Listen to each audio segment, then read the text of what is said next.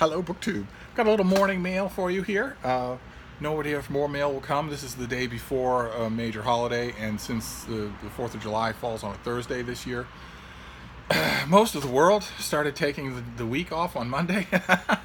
And even the stalwarts who stuck around until today are certainly taking the rest of the week off. So nobody's going to be around today. No one is doing anything tomorrow except, cookouts and fireworks and whatnot. And then there's Friday and the whole weekend. So I don't know that we'll get any more mail.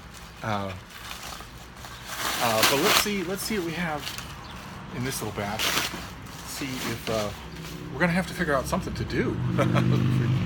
Oh, okay, all right, great. This comes out in the fall, if I remember correctly. Yes, yeah, this comes out in early October.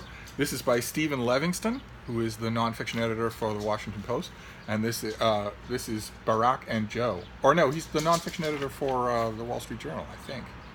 Does it tell me? Maybe it will tell me. Yeah, he is the nonfiction editor for the Washington Post, and he did a terrific book. I think it's in his bio note here, Kennedy and King, about John F. Kennedy and Martin Luther King Jr. That I think I wrote a review for. So if I did, I will leave it down below. He's a really good nonfiction writer, and this is about you'll never guess.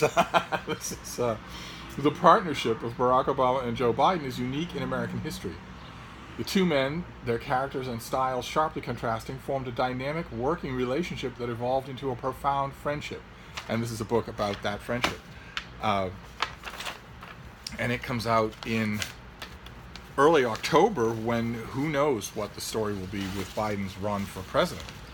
Who knows what, right now, that story just in the last month has had so many dramatic turns and ups and downs that who knows what it'll look like then. We'll find out together. Great. Okay, so let's move on here. What is this next one? Okay, this is from Thomas and Mercer. They are an Amazon sort of adult thriller imprint of Amazon. This is by Shannon Kirk, and it is Gretchen. Pretty neat cover, huh? That is rotted fruit and an empty bird cage. Pretty neat cover there. Ever since Lucy was 2, she's been on the run alongside her mother. She's never understood the reasons for a lifetime of paranoia, aliases, and lies. All she understands are the rules. Never lock eyes with strangers, never let down your guard, and always be ready to move on. After 13 years and 11 states, Lucy and her mother's newest hideaway seems perfect. An isolated, fortress-like place in the New Hampshire woods is the new home they share with its owner, a gentlemanly pianist, and his lonely daughter, Gretchen. She's Lucy's age and soon becomes Lucy's first real friend. But Gretchen and her father have secrets of their own, and an obsession with puzzles that draws Lucy into terrifying new games of hide and seek. Oh my, no rest for the weary. So this comes out in late July. This is could be in bookstores now. I don't know that Thomas and Mercer does much with strict on sale dates. It's an on-the-run thriller for later in the month. Then we've got this thing here. This is tiny. I'm just noticing this is absolutely tiny. Okay, all right. This is from Melville House. They almost never let me down in terms of thought-provoking books. I almost never agree with what they publish, but I don't have to. So this comes out in November. This is a long way away. And this is by Curtis White, and it is called Living in a World That Can't Be Fixed, Reimagining Counterculture Today. Known for his experimental writing in the last half-century and his role as one of the co-founders of the fiction collective 2 out of Salt Lake City, Kurt's deep dives into cultural consciousness of our country led him to international acclaim with the release of the best-selling The Middle Mind, a critique of our relationship between technology and culture, as well as The Science Delusion and We Robots.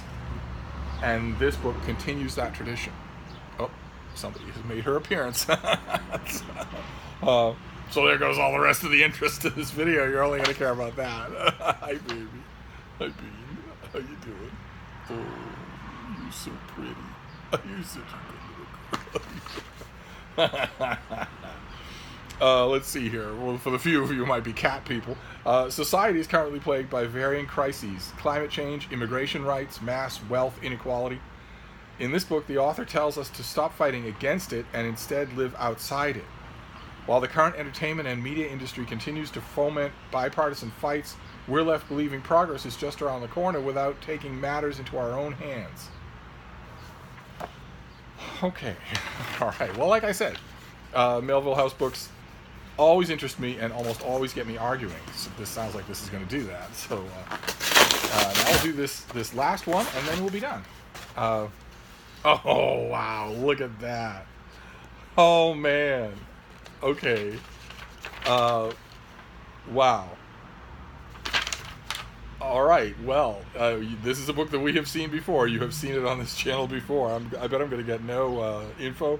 Okay, this comes out in mid-July. This is the paperback, the new paperback release of Roberto Saviano's book Piranhas, which I praised when I got it in advance copy. I praised when I got it in hardcover. I praised it again when it came out in paperback.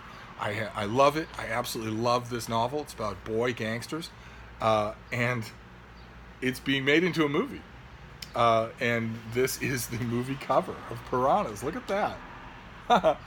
I ordinarily don't much care for movie covers, and nor does anybody else. But I kind of think this one is effective. I kind of think it's effective, even though the gun is only barely visible. I think that might even add to it. I think the key to the book, the cover, is that face. Boy, though, I like it. Okay. So the movie comes out. Boy, this is giving me no information whatsoever. The movie comes out in August, and it comes out in August all over the country. Wow. Okay. In select theaters, though, it doesn't look like it's going to have a wide-scale release in August. And this is the movie cover, and then it has a whole bunch of stills from the movie. Great, fantastic. The book itself, does the book itself have stills from the movie? Let's see. No, it does not. Good. Okay, well, fantastic. All right, that is the full life cycle of a book. I don't really have access to remainders anymore. So that is it. Wow. Okay, the most interesting thing was left till last. So we have Barack and Joe by Stephen Livingston. That will be an elaboration, a nonfiction elaboration on a story that is familiar to Barack Obama followers. People know about, the odd couple relationship between these two. It's even the subject of an ongoing series of novels nowadays. And the way they bonded over the death of Biden's son, and all of the quips one way or another. Biden's propensity for gaffes on camera and off camera. Obama's priceless quip when he was going over Biden's finances before, immediately upon taking him on as vice president, and said, he said something like, "Boy, Joe, you've been in this your whole life and you're still poor." And on and on. That is not true anymore. From what I've heard of Biden's finances, they have improved. But this will be that story, and that story is an outline largely familiar. I think probably the selling point for me for this book, the thing that will keep me interested in it, will be the author's writing ability. Then we have Gretchen by Shannon Kirk, a thriller. Then Living in a World That Can't Be Fixed. So just opt out, I guess.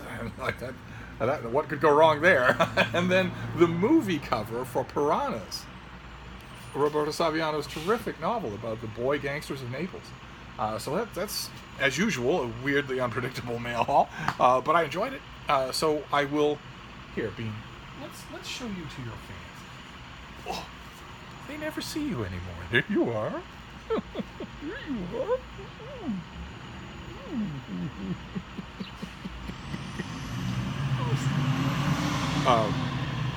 So I'm gonna wrap this. I'm gonna wrap this up for now and go play with my bean. But I'll be back. Thank you, BookTube.